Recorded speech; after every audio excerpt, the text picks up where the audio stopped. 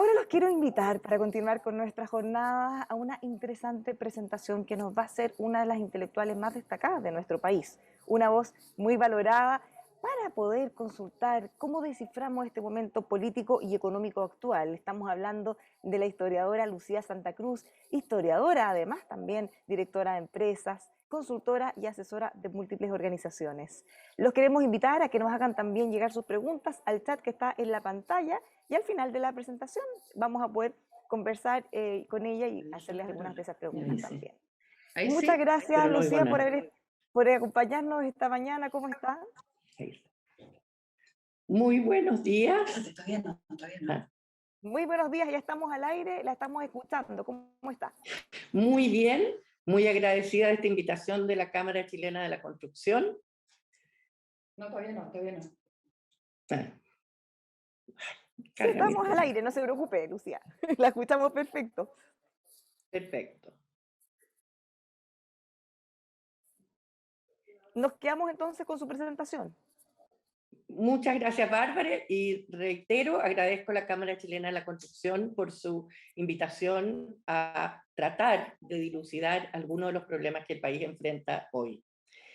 Esta mañana yo me quisiera referir a cuáles han sido los cambios en la estructura social que el cambio económico trajo consigo y cuáles son sus consecuencias, a los efectos de lo que es la modernización inconclusa, tratar de entender mejor cuál fue la naturaleza de la revuelta de octubre del 2019, las causas de ese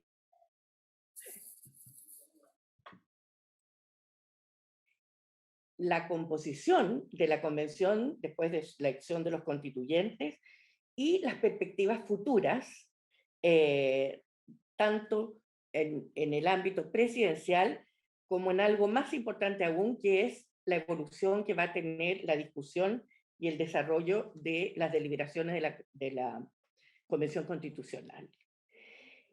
A mí me gusta mucho citar a un autor, Alexis de Tocqueville, y entre las muchas cosas sabias que dijo, afirmó: cuando el pasado deja de iluminar el futuro, el espíritu camina en la oscuridad. Y yo creo que en realidad, si nosotros no somos capaces de iluminar lo que nos está sucediendo con una referencia al pasado inmediato, no vamos a tener un diagnóstico adecuado y por lo tanto tampoco vamos a buscar las soluciones correctas. No cabe duda de que Chile cambió, pero el primer cambio realmente fundamental fue la transformación de la economía desde una economía centralizada, donde el Estado concentraba 80% de la actividad económica, del comercio, de las finanzas, a una economía de mercado globalizada, que dio lugar a un ciclo de crecimiento económico sostenido a tasas inéditas, sin precedentes, y con ello aumentaron obviamente enormemente los niveles de vida material de todos los sectores, llevando a rangos de prosperidad sin precedentes que cambiaron los patrones de consumo, de bienestar, los estilos de vida de todos los chilenos. Lo que no se recalca lo suficiente es que este cambio tuvo repercusiones muy significativas en todos los índices de bienestar social por una parte y en la estructura social chilena por la otra. No me voy a detener a todos los logros, pero basta señalar, por ejemplo, los índices en reducción de la mortalidad infantil, que es uno de los criterios más reveladores del bienestar de un país. Chile en 1970 tenía los índices de mortalidad infantil más altos de Latinoamérica después de Paraguay. Las expectativas de vida, la universalización del acceso a los bienes de consumo, al ocio, etcétera, etcétera. Y muy importante, los cambios en los niveles de educación escolar y superior. Baste señalar que el promedio de años de escolaridad en 1970 de los niños chilenos era de 4 años. Añado a mayor abundamiento que a pesar de que el acceso a la universidad se limitaba a 3% de la población, prácticamente la mitad del presupuesto educacional iba a beneficiar a las universidades en desmedro de los niños que permanecían analfabetos, sin asistir a la escuela, en fin. Esto produce un cambio que, como vamos a ver, va a tener tremendas repercusiones. Tenemos hoy día un acceso a la universidad del 50%, tenemos una generación con escolaridad completa, y eso significa un cambio en la estructura de poder entre las generaciones que vamos a ver que tiene muchas repercusiones. Pero algo más importante todavía es que la transformación económica cambió la estructura social chilena. Uno de los efectos de la modernización capitalista fue el cambio en la estructura productiva que dio lugar a un mayor número de cargos gerenciales, menos mano de obra no calificada, etcétera, etcétera. Y eso produce la gestación de nuevas élites que vienen a reemplazar a las élites de la sociedad tradicional que se generaban prácticamente exclusivamente, salvo en un porcentaje muy menor, a través de la cuna, las conexiones, etc. Por cierto, se trata de un proceso muy incompleto, con un sistema de educación pública que no tuvo los avances en calidad que la meritocracia realmente exige. Para que haya meritocracia, tiene que existir igualdad de oportunidades. Y sabemos perfectamente que un niño que accede a una educación básica inferior tiene desventajas que mantiene a través de toda su vida en la universidad y en el mercado laboral. Y eso es una fuente de gran resentimiento, con toda razón, porque la educación ha pasado a ser vista como una promesa incumplida.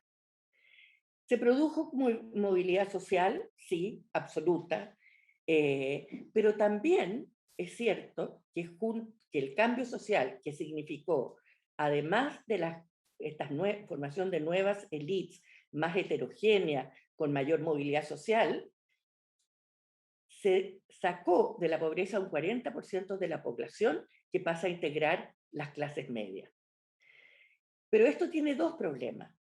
Uno, y ese es uno de los problemas que nosotros hemos tenido para entender lo que le pasa a este país, es que de repente desapareció un problema que es crucial, y que es el hecho de que más de 2 millones de chilenos siguen viviendo bajo la línea de la pobreza, porcentaje que, por cierto, después de esta crisis van a aumentar, que tenemos 500.000 jóvenes ninis que no trabajan ni estudian, y que tenemos un porcentaje de la población marginada por la droga, por el alcohol, por la destrucción familiar, etcétera, etcétera.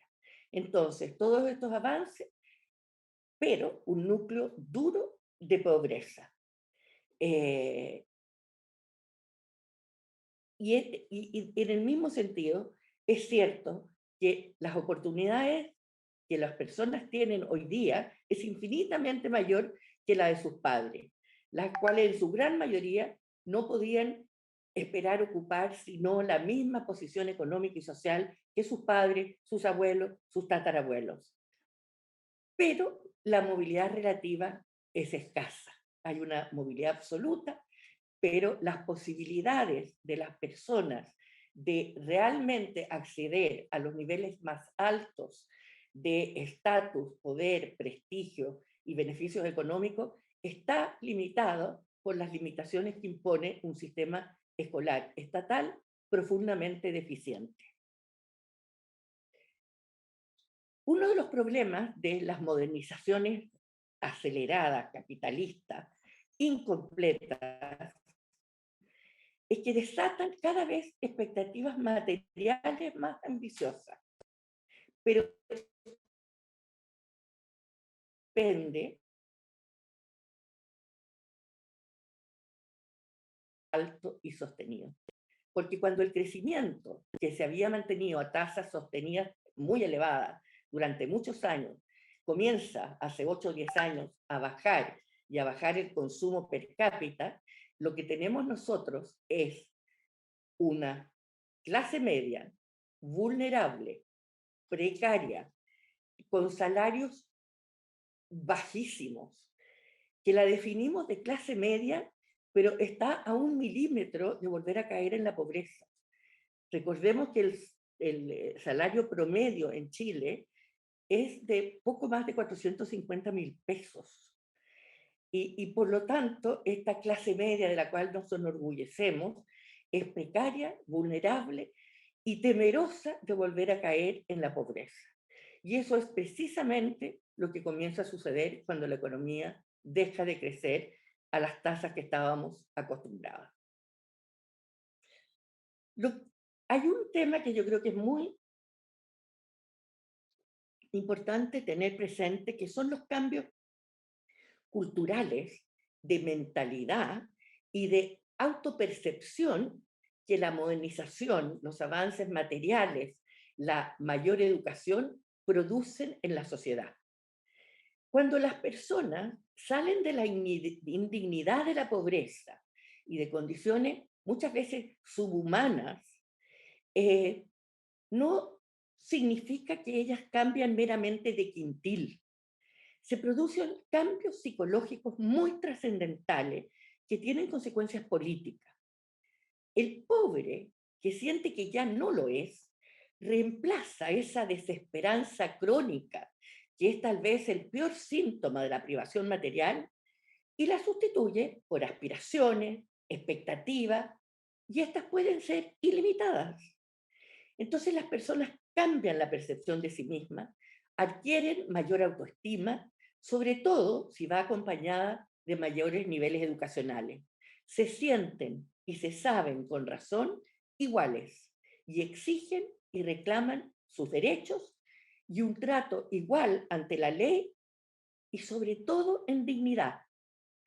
Y la verdad es que muchas veces en estos procesos de transición, donde los cambios culturales son más lentos que los cambios materiales, no reciben ese trato de igual dignidad y de igualdad ante la ley.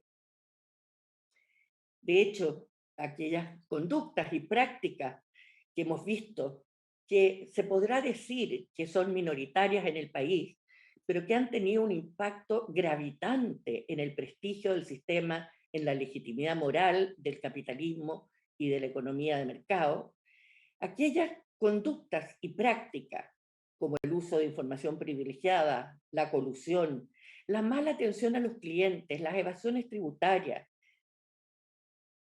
abiertamente contrarían la promesa de la economía de mercado, que son la igualdad como consumidores y la competencia sobre la base de precios y calidad e innovación, entre otras.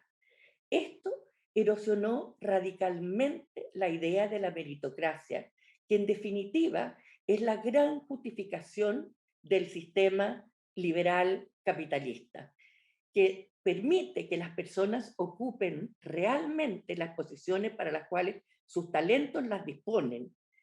Y en este sentido, la meritocracia está totalmente reñida con situaciones donde las posiciones en la sociedad son percibidas como que nacen del privilegio y que son el resultado de abusos. Y en virtud de eso es que hay una aceptación disminuyente del sistema que nos ha dado tanto crecimiento, prosperidad y bienestar. La verdad es que cuando la población se percata que no basta con acceder a la universidad si esta no es de calidad, o percibe que hay riqueza producida por el efecto de abusos, se va socavando, insisto en ello, la justificación moral del orden liberal. Este clima proveyó la incubadora perfecta para la rabia, la frustración e incluso el odio, que ahora además tiene la posibilidad de expresarse masivamente, sin intermediarios, en las redes sociales. Yo creo que para entender las causas de lo que se llamó el estallido social, que yo prefiero llamar la revuelta social o la insurrección, creo que es muy importante entender la naturaleza de aquello que sucedió. Esto es importante porque si no, vamos a buscar soluciones allí donde no están los problemas. Las manifestaciones masivas del 25 de octubre, con reclamos de la más diversa naturaleza en varias ciudades del país, convocaron, cierto es, a muchas más personas de lo habitual para este tipo de protestas, pero se insertan en una serie de sucesos anteriores no muy disímiles, salvo en la cantidad. Lo que hemos enfrentado desde el 18 de octubre tiene un componente que es radicalmente nuevo y que cambia, creo yo, la esencia de lo sucedido. Los eventos que se inician el 18 de octubre con la violencia incontrolada en el Instituto Nacional, los atentados terroristas al metro, simultáneos, organizados, financiados y perpetrados con métodos altamente sofisticados, no pueden, a mi juicio, ser calificados como un estallido social espontáneo, incitado por las carencias existentes, pues tiene todas las características de una verdadera insurrección popular, de una violencia sin precedentes, sostenida, recurrente, con actos de terrorismo en todo el territorio nacional, lo que ha significado la destrucción del orden público, del imperio de la ley, y lo que es realmente necesario tener presente es que más allá de las legítimas demandas sociales, existió y sigue existiendo el objetivo político claro y explícito de destituir al presidente de la República. Si bien no tiene líderes extendidos como caudillo, sí tiene múltiples dirigentes descentralizados que coordinan los ataques. Esto ocurre en general en disasociación de los partidos políticos y esta tendencia se ha visto reflejada en la Convención Constitucional, salvo del Partido Comunista, que ejerce control sobre la mesa de unidad social y por lo tanto sobre muchos de los movimientos sociales, y grupos del Frente Amplio, que también comandan organizadamente movilizaciones insurreccionales territoriales.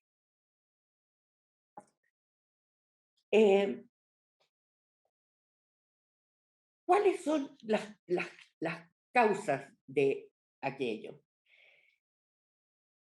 Patricio Fernández, convencional, que ha estudiado estos movimientos, pone mucho énfasis en la irrupción de nuevos mundos culturales, de nuevos grupos sociales que, según él, habían sido invisibilizados, de nuevas generaciones, de nuevos grupos sociales que son el producto de la modernización capitalista, pero que son precisamente los portadores de la frustración de la modernización inconclusa.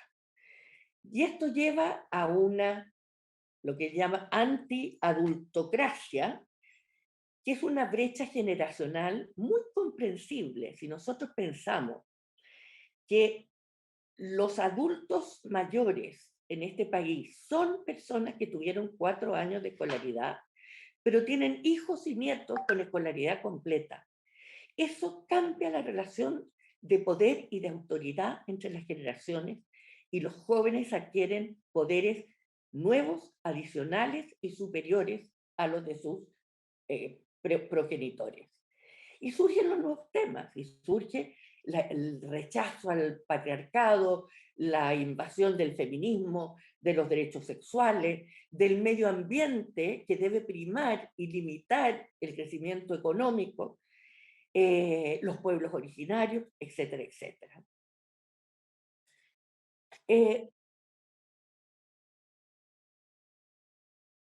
Perdón.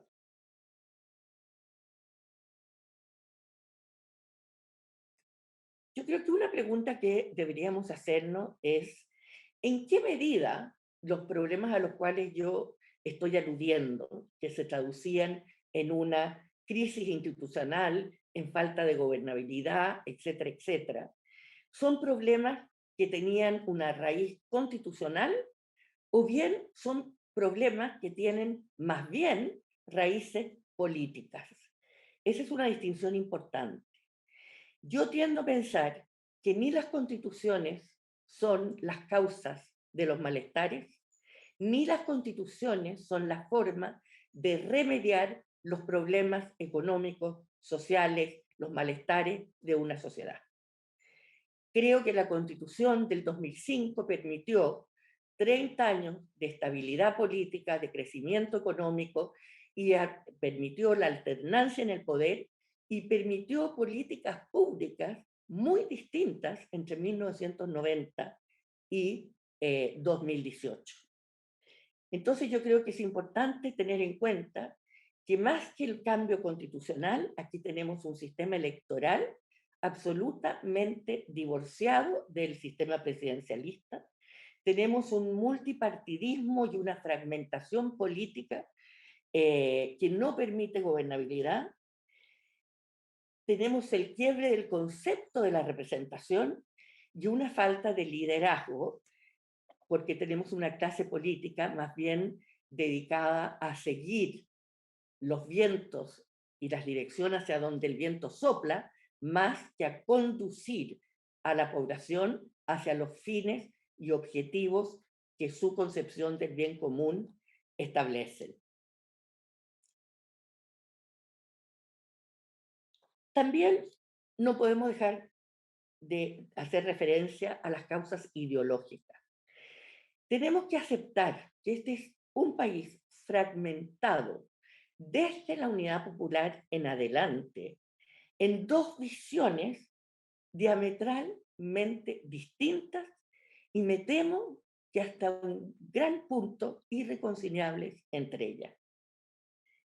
Estas, por cierto, subyacieron a los imperativos de la transición y se creó temporalmente un consenso, diálogos, acuerdos, y la transición, que a mi juicio sigue siendo ejemplar comparada con cualquier otra transición, desde una dictadura a un régimen democrático.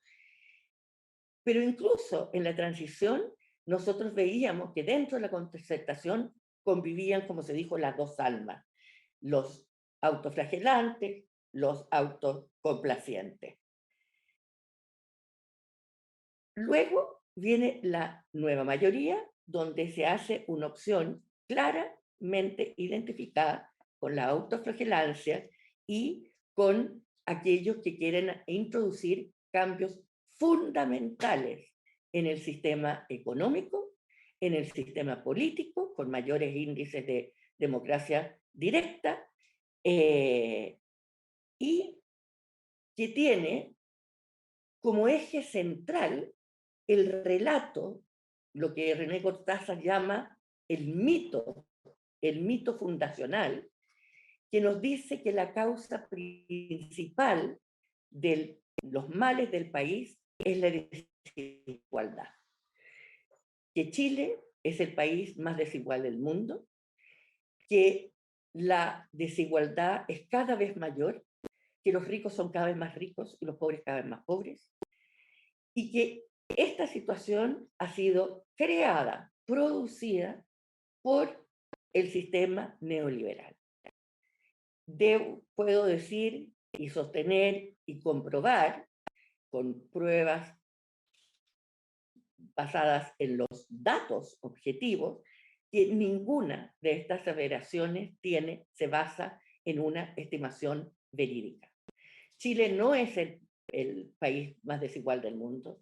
Chile, en términos de la distribución de ingresos, es el que más ha reducido la brecha. Sigue siendo desigual, por cierto, pero es el que más, sobre todo entre las generaciones jóvenes que tienen mejor educación. Es un país que ha mantenido niveles de desigualdad en la distribución del ingreso desde que existen cifras para poder deducirlo o evaluarlo. Vale decir, es una desigualdad que ha existido bajo todos los modelos de desarrollo que hemos conocido en los últimos 60 años.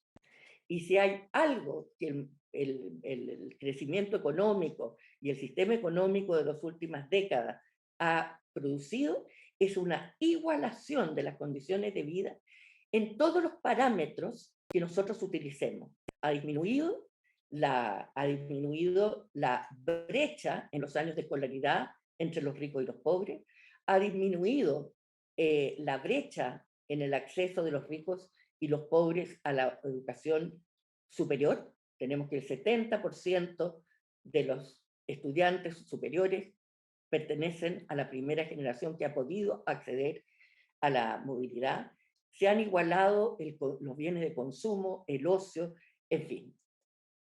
Entonces,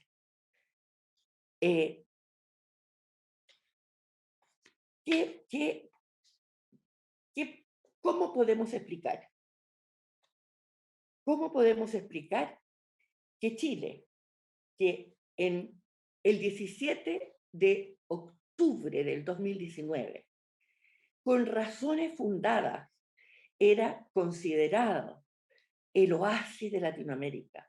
Éramos el país con los mejores índices económicos y de desarrollo humano de toda Latinoamérica, superior a Argentina, Brasil y México, que son los colosos del continente. ¿Cómo podemos explicar que el 19 de octubre se desmorona toda la percepción de éxito de Chile y nos vemos enfrentados a una crisis como la actual, que tiene componentes institucionales, políticos, sociales, constitucionales y sobre todo del imperio de la ley y del Estado de Derecho y del pacto implícito necesario en una democracia, que es que todo está permitido, todas las ideas están permitidas en una democracia, pero no está permitida el uso de la violencia. Y aquí tenemos que, desgraciadamente, hemos visto, y lo vimos el domingo nuevamente, que hay un uso de la violencia con fines y objetivos políticos. ¿Y cuál es la consecuencia de esto? Es que esto ha llevado a la consolidación de una izquierda muy radical que ha aprendido la lección profundamente perversa de que la violencia paga. Porque la Convención Constitucional que se instituyó el día domingo, no podemos obviarlo, es el producto de la violencia. Si no hubiera habido estallido en octubre, no habríamos tenido estallido social. Entonces, atendida que esa es la génesis de la Convención Constitucional, tratemos de entender qué pasó en las elecciones de la Convención. Hay ciertas cosas que no podemos obviar. En primer lugar, se trata del triunfo de los independientes en circunstancias que no hay ningún politólogo que no afirme que los partidos políticos son el elemento esencial para que funcione una democracia representativa. Y claro, no se puede obviar el hecho de que los partidos políticos están desprestigiados, que los partidos políticos no tienen prestigio y por lo tanto este auge de los independientes tiene su, no justificación, pero es fácil comprenderlo. Ahora, han surgido independientes, tenemos la lista del pueblo, los independientes no neutrales, pero yo creo que es importante tener presente la comunidad, a pesar de la diversidad de origen de todos estos movimientos, hay que tener presente la comunidad de objetivos que en un gran número de ámbitos existe entre estos grupos de independientes con el Partido Comunista y con el Frente Amplio. Comparten un ideario común referido a el cambio radical, la introducción de nuevas formas de democracia y un cambio radical en el rol del Estado, en la economía, en la previsión social, en la salud, etcétera, etcétera. Y la elección convencional nos muestra que la concertación, que fue el eje que explica y que da cuenta la autora de estos años de prosperidad, sencillamente desapareció. La democracia cristiana eligió a un convencional, la derecha no fue capaz de alcanzar ni siquiera el 20% que había tenido en el voto del rechazo. Bueno, esto en parte se debe al propio abandono que la concertación hizo de los 30 años, que llevó precisamente a esta izquierdización del centro, a la pérdida de identidad y a esta primacía de la izquierda radical liderada, paradojalmente, por aquellos que se opusieron al acuerdo de noviembre que llevó a la convención. Para mi juicio, muy revelador que las figuras emblemáticas del centro moderado, como la Mariana Aylwin, René Cortázar, Jorge Correa, Patricio Zapata, no fueron electos a la convención. A ver, ¿cuáles son las causas? Creo que tienen relación con las causas a las que me referí respecto al estallido social. ¿Qué nos dice la composición de la convención en términos estructurales? Aquí había un cambio muy notable. La convención fue convocada al margen de lo que se había acordado en noviembre, con dos cambios que son muy significativos y que tienen consecuencias importantes. Por una parte, significa el fin de la igualdad ante la ley en la medida en que se ha dado cuerpo y representación a identidades, a grupos colectivos, más que a individuos autónomos iguales ante la ley. Esta política de la entidad de la cual Carlos Peña tanto ha hablado, produce cambios en el sistema democrático que van a tener muchísimas consecuencias, porque los sujetos de derecho ya no son los individuos, cada uno de ustedes y yo, iguales ante la ley, sino que los sujetos de derecho son los colectivos.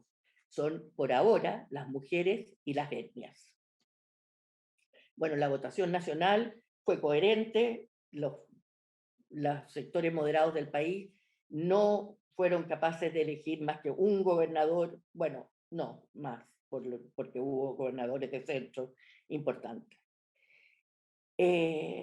Ahora, ¿qué rol ha jugado la derecha?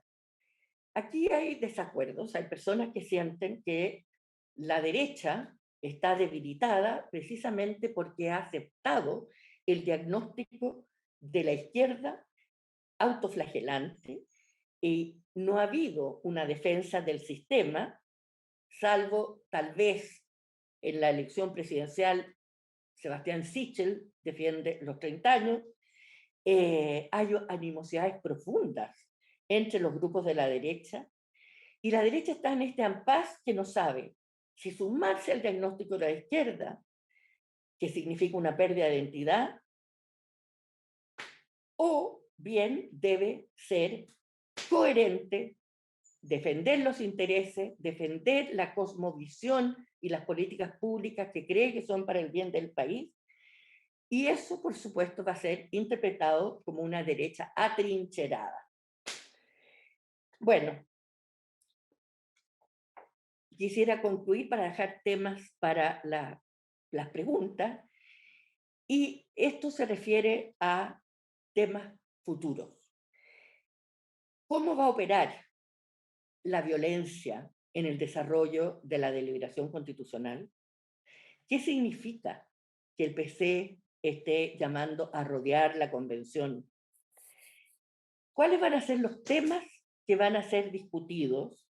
Yo creo que en primer lugar va a haber un maximalismo constitucional, hay una reevaluación del derecho de propiedad, un sistema que temo que pueda llegar a expropiaciones de los recursos naturales, sin siquiera hacer una expropiación que implica indemnización, sino que a través de tributos que hacen inviable la operación de estos sistemas. Un sistema previsional que pone fin a las AFP, porque la verdad es que el 80% de los convencionales están de acuerdo con políticas bastante rupturistas y con nuevas formas de... Me habría gustado mucho terminar con alguna imagen positiva, pero quiero remitirme, porque creo que es importante que se oiga aquí en la Cámara hoy día a través mío, la voz también de personas que no representan a la derecha. Y para ello quiero citar algunos conceptos de José Joaquín Brunner del viernes pasado. Él parte diciendo que muchos idílicamente soñaron que este era el momento constitucional, el momento para soñar el país que queremos, para construir la casa de todos. Y nos trae a la realidad mostrando cuán lejos estamos de ese ambiente y de los requisitos que se requieren para que eso fuese así. Dice, desde el momento de la gestación, la convención se aparta de ese cuadro idílico. Nace de la protesta social y de una revuelta antisistema que desafió al Estado con violencia. No contó con la aprobación de las izquierdas radicalizadas y fue rechazada por una parte de la derecha. Es decir, surgió como un camino entremedio entre fuerzas en disputa en un contexto de crisis y como alternativa frente a una rebelión que buscaba precisamente lo contrario, destituir los poderes establecidos para dar paso a un drástico cambio del régimen político institucional y del modelo de desarrollo seguido por el país durante las últimas 3 décadas. Finalmente, a poco andar, los sectores extremos de la izquierda, liderados por el Partido Comunista, se percataron de que les convenía estar simultáneamente dentro y fuera de la convención. Desde dentro se podía radicalizar su conducción y transformarla en una verdadera asamblea soberana, es decir, autoconvocada y gobernada por sí misma, en contraposición con los poderes del Estado. A su vez, esta radicalización podía ser coadyuvada desde fuera, idealmente por una combinación de protesta social y revuelta. Él dice, todo está en juego.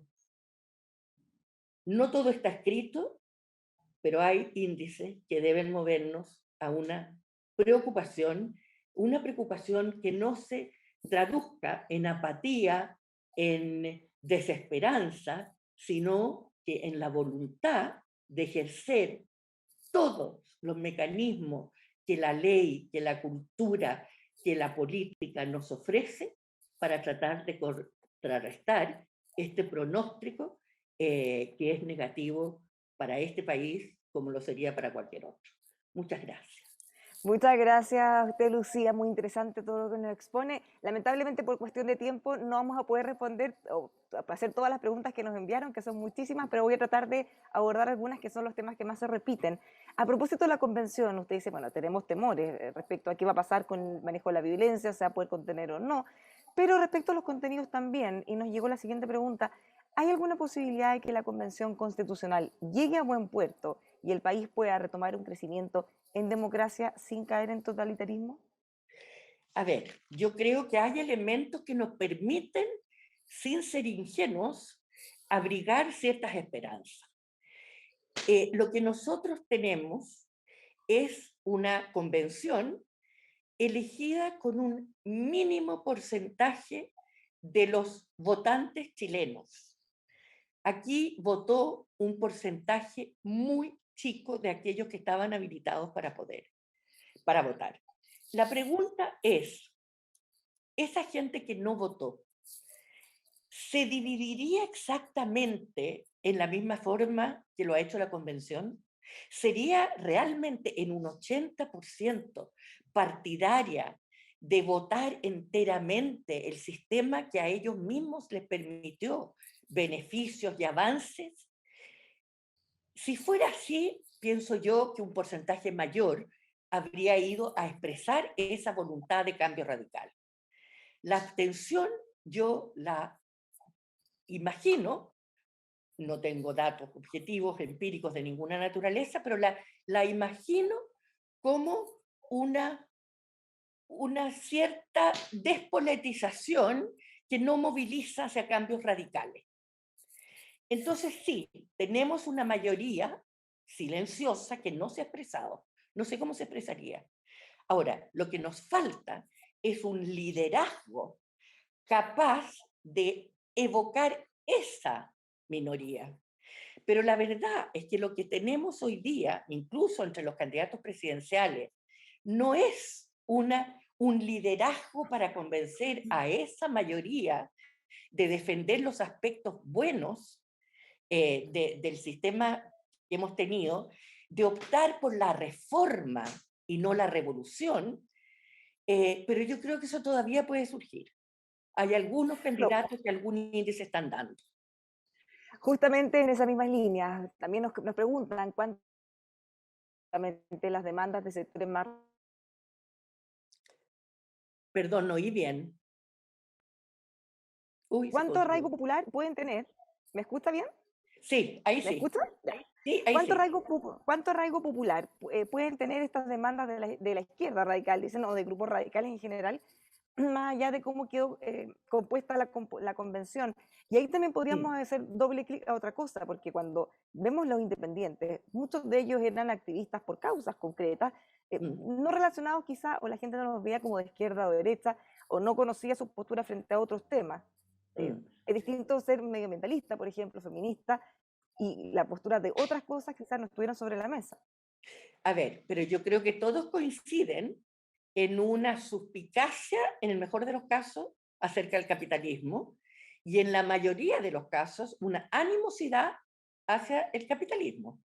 Hay que entender que el feminismo asocia el patriarcado, el heteropatriarcado capitalista.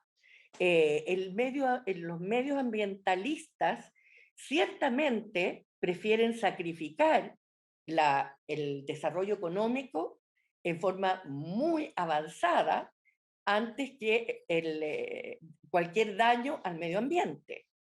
De hecho, Hadwe ha dicho una cosa que nadie ha tomado en cuenta, que él dice que la riqueza no es sostenible, que el país no debe aspirar a seguir creciendo.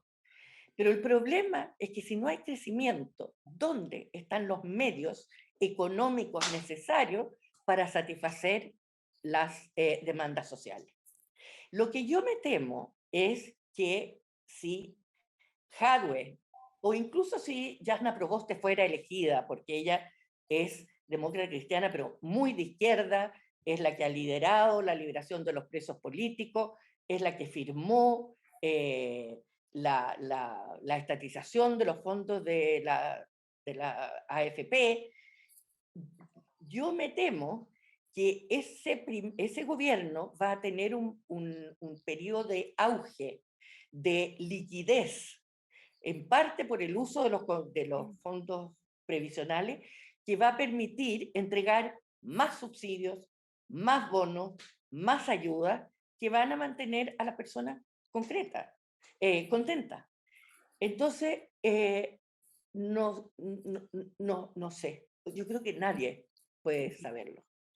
Pero otra cosa que probablemente no va a saber, se decía en un comienzo, no son 30 pesos, son 30 años, pero todos los indicadores objetivos, si bien todavía, por supuesto, hay muchas cosas que mejorar, pero objetivamente, según los indicadores, estamos muchísimo mejor. Usted habló harto de eso hace un rato. ¿Qué va a pasar ahora, una vez que se termine la pandemia? Porque va a tener que terminar en algún momento. Ya vimos que las cifras de pobreza aumentaron, vamos a terminar en un pie peor de que estábamos antes del estallido. Eso también está claro. ¿Cómo va a estar el ánimo? ¿Cómo vamos a estar preparados? Porque además nuestras proyecciones de crecimiento también han ido a la baja, hay mucha incertidumbre por los distintos procesos. puede ser complejo de enfrentar.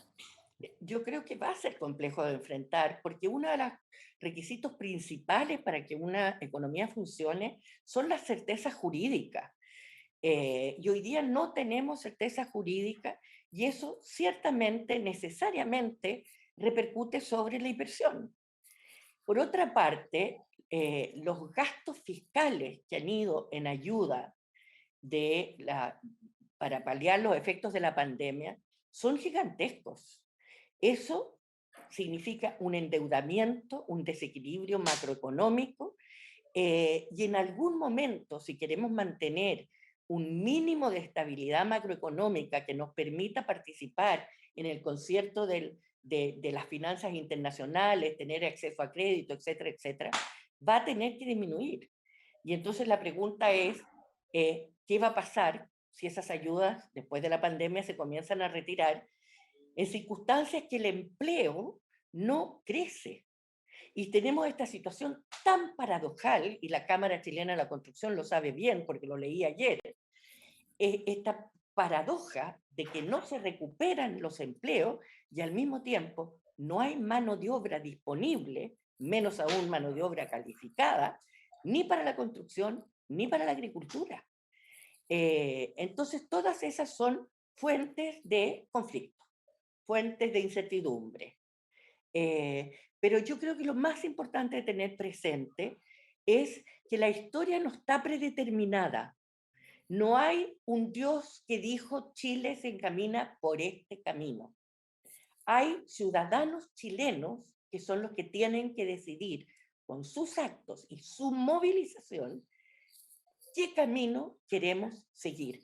¿Cómo evitamos caernos como conejos australianos, los lemmings, por un precipicio? Y yo creo que lo podemos evitar. Y una última pregunta a propósito de lo que usted nos dice. Vamos a tener que tomar decisiones, elegir nuestro destino. Estamos en medio también de una contienda presidencial. Y nos envían a esta otra pregunta que tiene todo que ver. ¿Qué pasa hoy en Chile? Que ninguno de los candidatos de centro derecha o de derecha son capaces de decir o promover valores neoliberales. Todos ahora son de centro-centro, centro-izquierda, socialdemócrata, y pareciera que nadie está defendiendo los otros valores. A ver, yo creo que aquí hay diferencia entre los candidatos, porque si bien todos apelan al centro, yo creo que hay candidatos, y yo no quiero usar esta plataforma para hacer propaganda por ningún candidato, pero sí hay candidatos que pueden definirse de centro, pero que tienen propuestas que significan la defensa del sistema. Y hay candidatos que están haciendo propuestas claramente mucho menos compatibles con aquellas políticas que llevaron a este auge de Chile. Porque este crecimiento, estos índices sociales mejorados, no fueron el producto del milagro chileno, son la respuesta concreta a políticas concretas.